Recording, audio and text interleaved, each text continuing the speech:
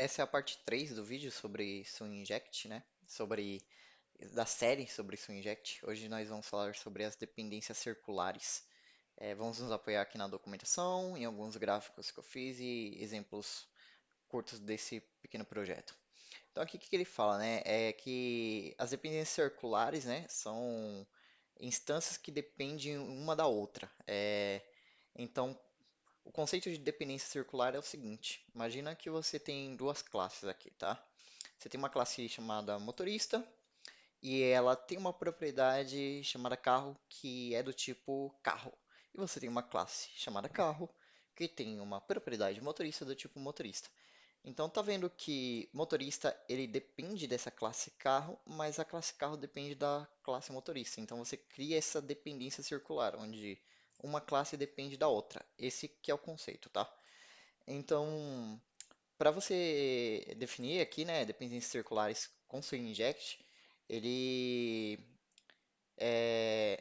uma das duas, ele fala aqui, ó, one of the dependencies must be injected through a property. Tipo, uma delas tem que ser injetada via propriedade. Tem um aviso bem grande aqui embaixo, deixa eu ver, aqui, ó, que não tem como você iniciar, né, fazer a injeção de dependência nas duas classes via método construtor. Ou seja, não tem como eu criar um método construtor para motorista que recebe carro e um método construtor para carro que recebe motorista, porque, enfim, o SwingInject não vai conseguir resolver isso, né?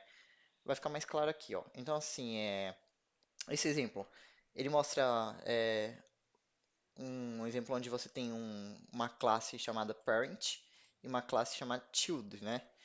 Então, a parent ela recebe a injeção de dependência via método construtor, porém essa child aqui ela recebe o parent via injeção property injection, né? A injeção por propriedade. Então, como que o seu inject resolveria isso, né? Ele pega aqui, ele cria o container normal, na hora de registrar o parent, ele registra e na dependência child ele pega o container, né, o resolver do container e pede para resolver o child protocol. Mas aqui essa child que tem a dependência também de parent, só que vai ser injetada via propriedade, né, não via método construtor, o que que você faz? Você inicia normalmente, então o método construtor não vai pedir nada, mas aqui nesse init completed, aí você pega o teu resolver, pega a instância aqui de children, né, que foi iniciada, e você acessa a propriedade e pede para o resolver resolver a dependência dela, né, que é a dependência de parent, e injetar. Esse init completed aqui ele vai ser chamado depois, né, a instância da classe for criada. Então você vai conseguir injetar depois que o seu objeto já tiver sido criado, né? Ah, aqui tem um outro exemplo que eu fiz que é o seguinte, né? É aquele exemplo do nosso diagramazinho aqui do nosso desenho. O driver protocol ele tem uma dependência de um carro, né? Então o motorista ele depende de um carro e o carro ele depende de um motorista. Então, eu tenho aqui os models, driver, né? Como você vê, ele não é injetado via método construtor, vai ser por dependência, por injeção de dependência, por property injection, né? E aqui o carro, sim, ele é via construtor. Então, ele vai receber um driver aqui, via construtor. Então, como que eu vou fazer isso aqui? No momento de resolução lá no container, de registro no container, eu registro primeiro o meu ah, aqui, vamos pelo do carro aqui que está mais, né, simples de entender. Eu registro o meu car normalmente e ele vai pedir no método construtor um driver, um motorista, e eu peço para o SwingInject resolver normalmente.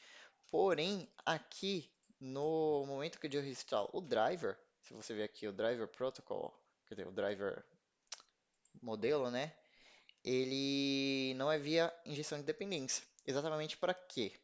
Quer dizer, perdão, via método construtor. Exatamente para quê?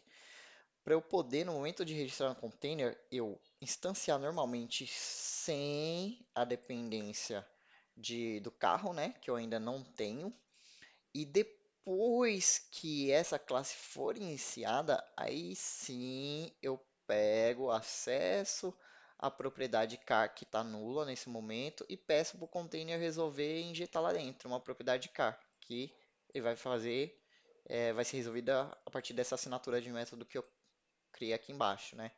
Então, essa é uma maneira de você resolver essa dependência circular, né? Que nós temos aqui no Swing Injection. E o segundo exemplo que ele dá aqui é Property Dependencies. Então, nenhuma das duas vai se receber ali via método construtor. As duas vão ser recebidas através da injeção de dependência por propriedade, tá? E aqui ele dá um exemplo também, você assumindo que você tem duas dependências, uma dependendo da outra, e nenhuma delas é via método construtor, tá vendo? Então, o que que você faz aqui? Vai ser bem similar o exemplo aqui é, que ele coloca na documentação, tá bom? É, eu vou mostrar aqui o exemplo que eu fiz. Eu criei um protocolo both, né, que é de barco, um capitão. Então, um capitão depende de um barco, e um barco depende de um capitão, certo? E aí, no momento de resolver essas dependências, o que que eu fiz? Eu registrei o meu barco. Novamente, ó, não precisei de nada no método inicializador. Depois que eu tenho a instância, essa instância aqui iniciada, aí eu pego o resolver, pego essa instância dessa classe que eu registrei aqui em cima, chamei de B, e aí eu pego a minha instância de both, acesso a propriedade capitão, que nesse momento está nula, e peço para o container resolver para mim. E é assim que eu faço para injetar. O mesmo eu vou fazer no momento que eu estiver registrando capitão. Então, eu pego container, registra para mim capitão. Aí ele fala, o que que eu devolvo? Devolve um objeto de capitão. Só que tá com both vazio lá, né? Tá com both nulo, que é isso aqui, ó. Essa propriedade aqui, ó, tá nula.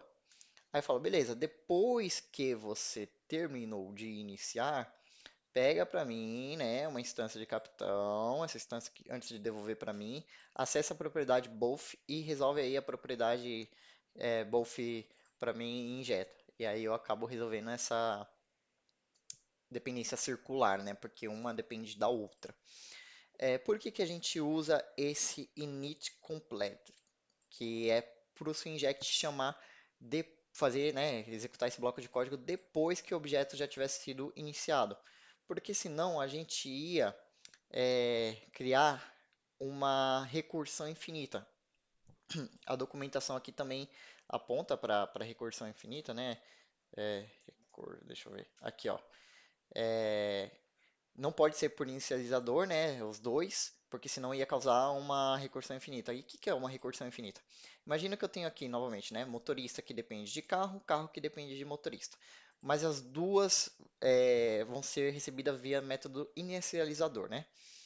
Então, assim, na hora que eu falar assim, inject, cria um carro para mim e ele vai pedir, tá, mas qual que é o motorista? Tem que ter uma instância de motorista. Eu falo, beleza, sou inject. Então cria uma instância de motorista para eu poder colocar dentro desse carro aqui. Aí fala, tá, mas o motorista precisa de um carro. Aí eu falo, beleza, então sou inject, cria um carro para mim. Aí fala, tá, mas o carro precisa de um motorista.